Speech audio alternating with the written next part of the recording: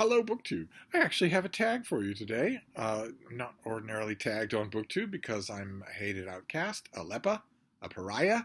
But Kelly at Books I'm Not Reading made a tag and tagged me. It's the I'm So Annoyed BookTube tag. And I love being annoyed with various bookish related things. So I thought I would jump right in. The questions are wonderful. Question number one is, do publishers ever do anything that you find annoying? Share an example. Of course, publishers do lots and lots of things that I find annoying. In the 21st century, one of those things has become more prominent than it was in the 20th century, and that is the almost complete lack of any editing or publicity. The traditional publishing model is that you slave over a book for a long time, then you go through the abject, humiliating gauntlet of trying to beg and plead your way to get some moronic agent to represent you. They get a huge chunk of whatever the book earns, and you don't know ahead of time how connected they are, how good they are, and their job on paper is to represent your book to a publishing house. But in the last 30 years, it has become completely common for them to be not only your first editor, but your most sweepingly comprehensive editor. Yeah, I don't really change the whole of this, and maybe I'll consider representing you. No, you represent the thing you pick. You don't change it into something that you can represent, but nevertheless, they do. Try arguing with your agent about anything. They immediately, if they take you on, they immediately embark, just offhandedly, without even asking you, on a wholesale program of deep edits to whatever they've deigned to represent. Not only that, but then when you get to the publisher, they also have to take huge swaths out of it, and they also take a huge amount of what you get. You get barely any money out of the sale of each individual book that you would not exist without you. And traditionally, the pitch to justify those things were that a traditional publisher would give you publicity, that they had a publicity machine set up, and that they would give you a professional product. Well, traditional publishers don't do either of those anymore, almost at all, unless you've already struck big. Unless something has already happened to make you a phenom, they won't bother to fly you out from city to city for a book appearance where two people might show up. And increasingly in the 21st century, even the professional product part seems to be gone. The covers, by and large, for years have looked awful, far worse than something you could design on your own or get somebody to do for $5 online. And any shred of careful editing stops after page 50. So that would be one, is that the something that publishers do that I find annoying is that they're coming out with less and less professional products and seeming to care less and less about them. Another one would be bandwagon jumping. Publishers ought to be above that. They ought to have their own in-house vision. They ought not to be jumping on any bandwagon that comes along, and yet they are. They do all the time. They do all the time. I realize that on a mercantile level, you could say, well, so few people read, and the book market is ailing so bad anyway. There are always new banks of statistics that say that young people especially are reading more than ever. But the book market is ailing. And publishers know that. And so a mercantile explanation of this would be that they're jumping on bandwagons in the hope of maybe selling some units. That might be true. But I guess that makes a kind of sense. But when you are jumping on some bandwagons, it is so obvious that it's fake that I think it hurts you in the long run more than helps you. And another thing that publishers do that annoys me, I could make a long list of these, but one other thing that publishers do that annoys me also is a product of the last 30 years. And that is unbelievable, eye-watering overpricing of their books in order to increase their profit margin. It is not at all explained by increased cost of doing business. Not at all. A little. But publishers will say that's the only reason. And it isn't. It's just trying to pad the margins. It is ridiculous that a new hardcover book costs $40. That's just insane. And I think that it is almost exclusively explained by naked greed. But it's, as with most things to do with naked greed, it's going to end up hurting them. It's cutting their own throat because people can't buy that. And that's what the whole industry relies on. You might sell units to libraries, you might sell units to universities, but the industry relies on people walking into bookstores and buying books. If they don't do that anymore, if they view that as something they're going to do maybe once every 2 years, maybe if they come into an inheritance check or something like that, but otherwise no. In other words, if they view it like buying a car, then the industry will fail.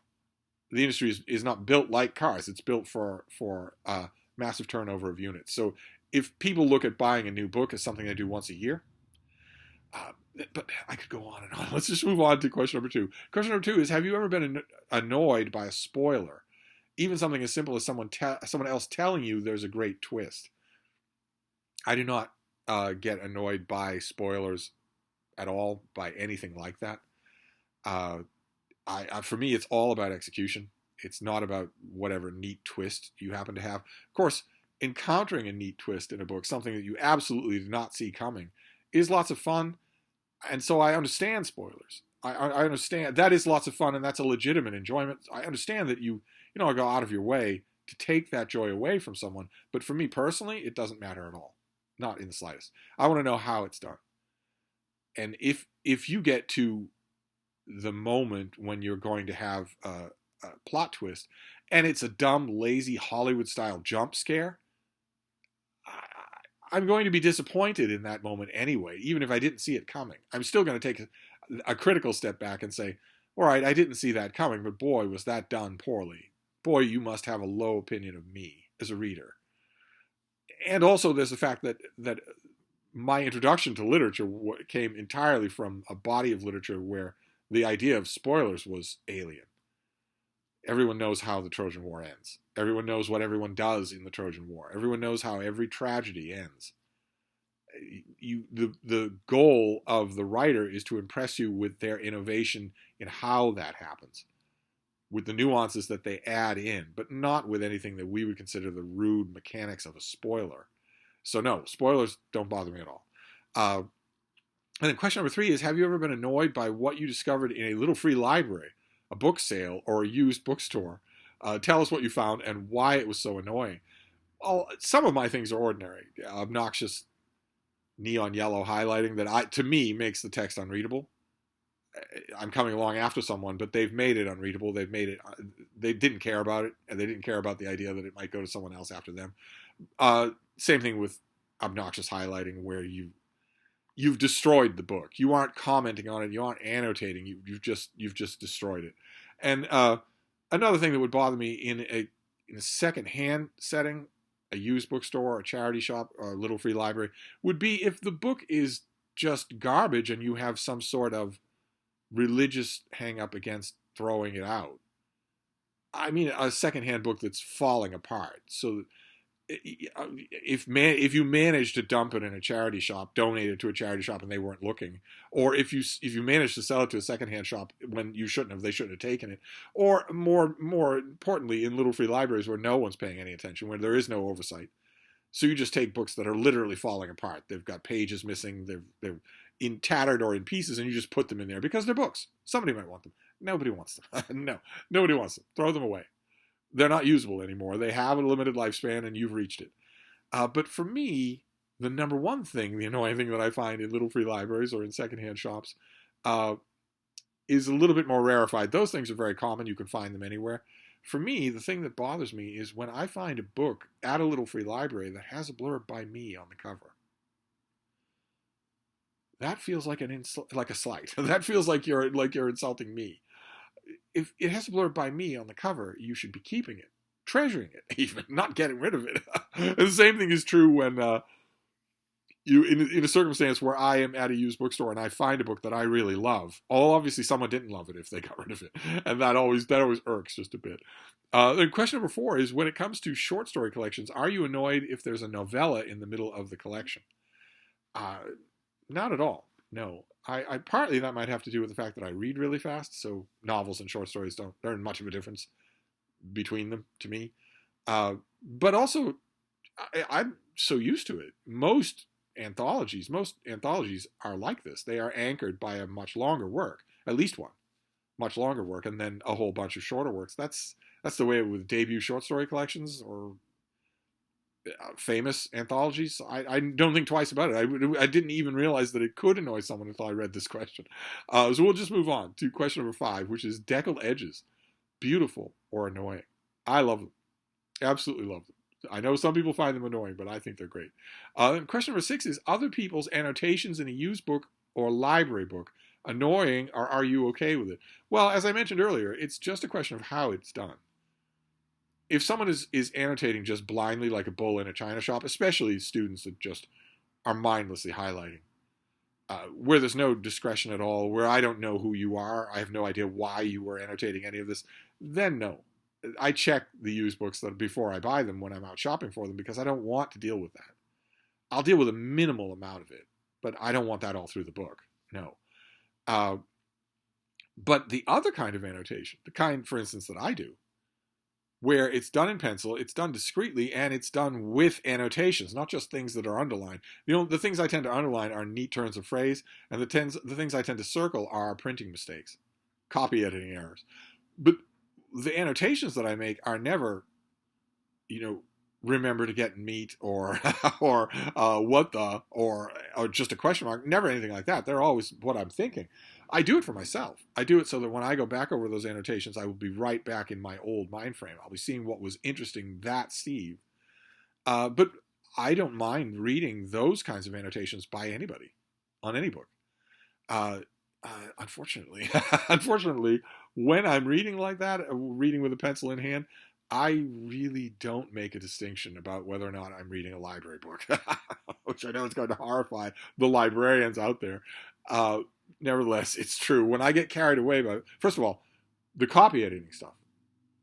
If I'm reading along and there's an error, I'm not saying, this observation of yours about the Byzantine Empire is clearly wrong, and here are my 10 reasons why. But I mean a typo. I immediately circle that. I don't even have any conscious control over it.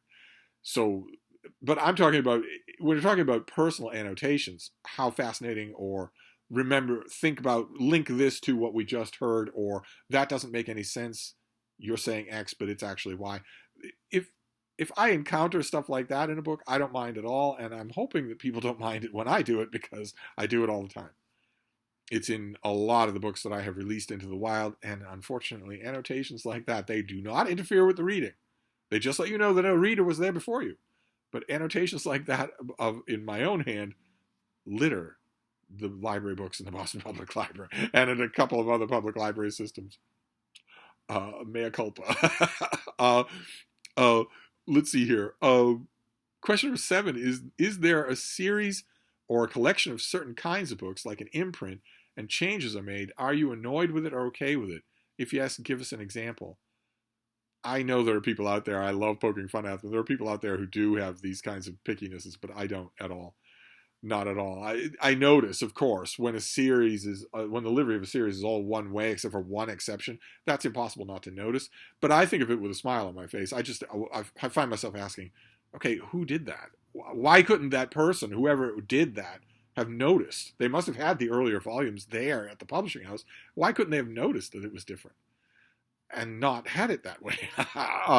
Or maybe that person did notice and wanted to change the way it looked, and then they lose their job, and the person who comes in says, no, we want to go back to the way it was. So it's only going to be that one that's any different. But it doesn't bother me. No, at all. Not at all. Let's see here. Question number 8 is, do the decisions of characters in a novel ever annoy you? Share the book and what decisions you find annoying. The decisions of characters in novels do not annoy me, because they're just characters in novels. They're not real. When I see a character in a novel make a dumb decision, a decision that isn't warranted by the events in the novel, that comes out of left field, or that's obviously designed to goose the plot, I don't get annoyed at the character. I get annoyed at the author. And that drives me nuts. I see that all the time. Authors do that kind of thing all the time. I'll never run out of annoyance when that's what I'm bothered by. An author will go page after page, chapter after chapter, extolling the poverty of character A. And then halfway through the book, character A's, the love of his life, flies off to Mexico. And character A just says, well, I'm not going to let this stand, so buys a ticket and flies off to Mexico. With what money? Character B will be in a book, and they won't be living with their parents. They don't have any roommates. They're living in an apartment in the suburbs of Toronto or whatever, and they just can't get out of bed. It's just, the whole world is just so awful, and I'm just curled up. Occasionally I'll uncurl to shuffle. Oh no, the word is pad. I'll pad to the kitchen in my slippers for some ramen noodles, then I just go back and curl into bed and stare at my phone. And that's because I'm a character in a novel that is trying to make mordant observations about the ennui of modern day society. Well, I don't care about that. You're not a character in a novel when you're on the page. You're supposed to be in the world of the novel. In the world of the novel, you would be evicted or starve to death, or both. That sort of thing bothers me, but that's the indulgence of the author. Then let's see here. Question number 9. Are you ever annoyed by how someone organizes their books? What do you find annoying? Occasionally, I will stumble onto the wrong BookTube channel, and I will see a book organization system that is only designed to underscore that the person making the videos is not a reader and only cares about externals. It is never a surprise to me that the people who do this sort of thing invariably have extremely pricey tiers on their Patreon, or an extremely pricey members-only book club, or an extremely pricey merch line.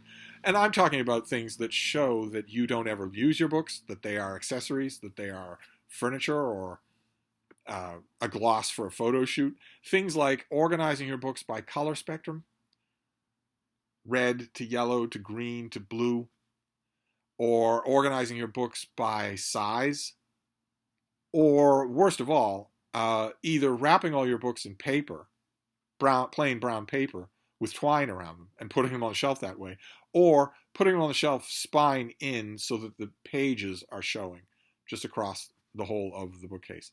That is, those kinds of things are done by people who are so bored, just so bored with the whole idea of reading, that I've got to show my personality somehow, and I'm not going to do it by talking about books, because who reads them? So instead, I'm going to do it this way. Boredom is at the heart of it, and boredom that is not controlled by the person who feels it drives me to rage. When people just indulge, when they just give in to their boredom, it makes me furious, absolutely furious. If you were to think about it, you would realize how many of the ills of this world are the product of people just letting boredom have its way. Don't even try to control it. I hate that sort of thing where you're demonstrating with your organization that you don't care about books at all, that they are only objects to you. They're not. You're never going to go looking for these things. You're not going to pull something out of the perfect spectrum of a green in order to read it.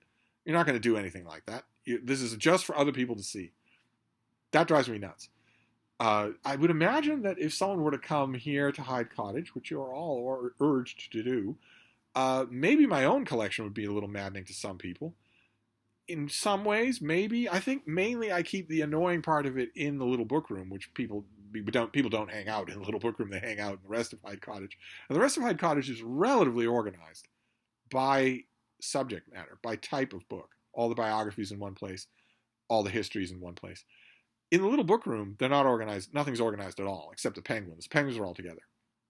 And I guess that could bother some people, that I don't care enough to do that it's not systematic. But it doesn't get any more systematic than that. For instance, all my history books, most of my history books are together, but they aren't organized by time period. They certainly aren't alphabetized by author. Nothing like that. And maybe that fact would bother some people, but I don't think, if you were to come here and look at my books, I don't think that you would have the reaction that, oh, these are just for show. He doesn't read these. I've had people who were not well disposed towards me forced to admit, no matter what else, it's obvious that you're pawing at these things all the time. That you pay attention to these things, you're looking at them all the time. It's obviously this isn't a collection for show. So I think I would hope that would ameliorate things just a bit. Let's see here. Question number 10 is, share something bookish that you find annoying. And as the kids say, how much time you got? I jotted down a list of things here that's very brief. I could go on forever. The first thing is authors who think that you owe them. I slept with the right people at Yaddo. I had coffee with the right people in WeHo. My agent, was in rehab twice with William Burroughs' agent. So none of that has anything to do with you. And none of that has anything to do with me either. It certainly has anything to do with the crap that I'm putting on the page. But since all of those things are true, you don't know them, but nevertheless, I know them. It makes me better than you. Just as a human being, it makes me better than you because of those things. But more importantly, it also makes my prose something that you have to pay attention to. You owe me your time and attention, probably your money too. Infuriating. Just infuriating. You are a paid minstrel. That's all. If you're hitting wrong notes, if you hit 2 wrong notes, people are going to start to throw apple rinds at you, and they should. I don't care how many times you've intoned your prose at politics and prose. I don't care how many times you've swanned with your black turtleneck in the Cantab lounge. You're a minstrel for hire. That's it. You're singing for your supper. And yet, some authors don't think that at all. Another bookish thing, BookTube certainly counts under the heading of bookish things that annoy me, would be booktubers who have fallen under the habit that is now almost ironclad everywhere else on YouTube.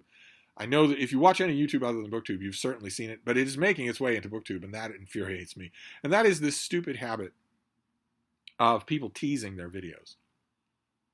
You see it absolutely everywhere, where you turn the video on, and the person's almost in mid-sentence. And that lasts for a tiny little bit, 20 seconds. And then it stops, and the logo of the show starts, and the show goes on, and that little bit that you saw at the beginning is lodged somewhere at minute 20 or 25. Absolutely infuriating. And mindless in how absolutely uniformly it is imitated. It is everywhere now. And booktubers do it. Some booktubers do it. And it infuriates me. Absolutely infuriates me. Like, what are you saying when you do that? What are you actually saying when you tease a bit of something that's coming down the line?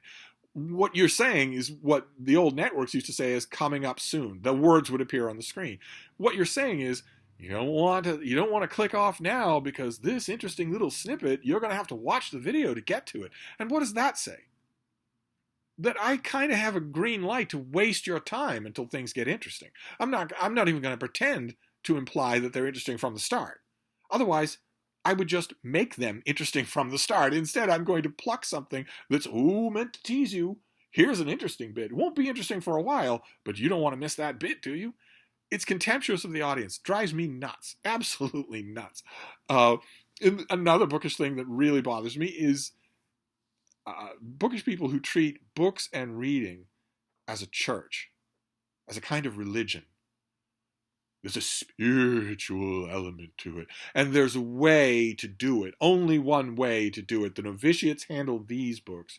And then the ordained first-year people handle these books. And then more, in a steady step ladder, with mystical incantations and initiation rituals to ascend to each level. And why does that annoy me? Because you can't have a religion without having a priesthood. And the people who put it this way always measure themselves as priests or priestesses of reading. I used to work with someone like that in a bookstore. And I would laugh at her openly, and I would also encourage the customers to laugh at her openly. And I'd say, all right, well, you want church service, then go ahead and ask her your book questions. If you want just to talk about books, I'll be right here when you're done. You shouldn't be shamed into reading anything. You shouldn't be told now it's too late. Now you've progressed, so you can't like this author anymore. You have to move on to this author. As if there's some sort of stone-cut hierarchy. Drives me insane, and we see it all over BookTube with the bigger, more successful channels who are only in it for the money now. The ultimate goal of any religion is to pass around the collection plate, and that's what infuriates me when I see people do that. This book will harrow your very soul, and I will show you exactly how that will happen once you've paid your $29.95 a month. And listen to me talk about BetterHelp. Books and reading are not a church. There are no priests and priestesses. Drives me crazy. Just crazy.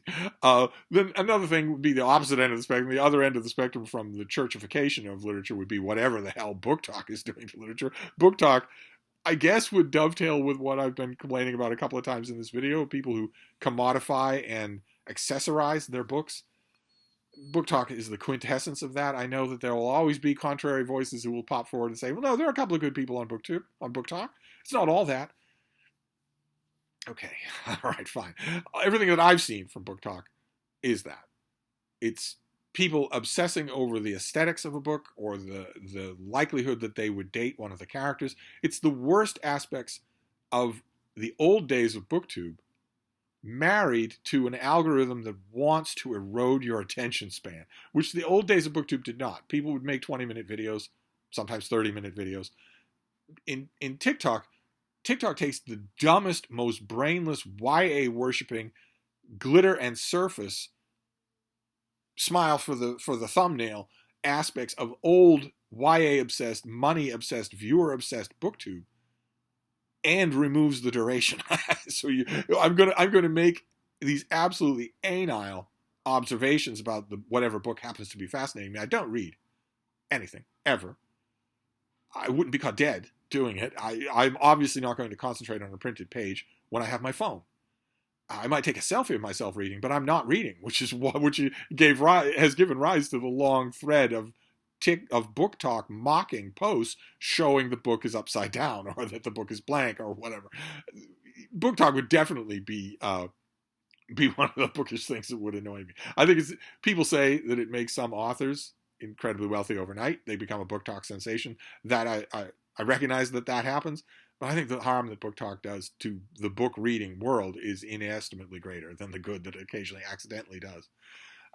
Another thing would be connected with the priesthood of books in a way, which is something I've railed about on this channel before, where the most timid readers, the ones who are the least adventurous in what they read, they the list of things that they won't read. It's not for me. It's not real books. It's not really for me.